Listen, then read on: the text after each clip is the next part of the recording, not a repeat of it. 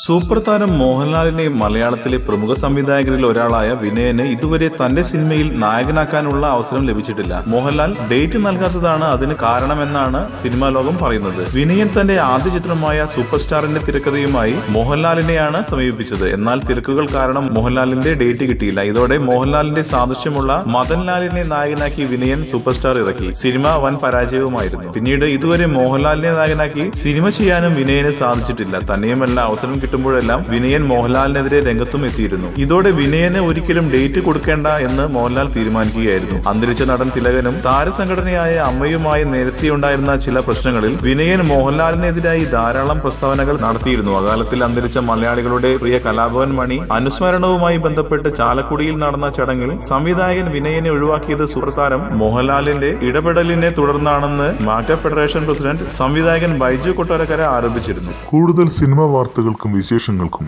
ഇപ്പോൾ തന്നെ സബ്സ്ക്രൈബ് ചെയ്യൂ മലയാളം ക്രിയേഷൻസ്.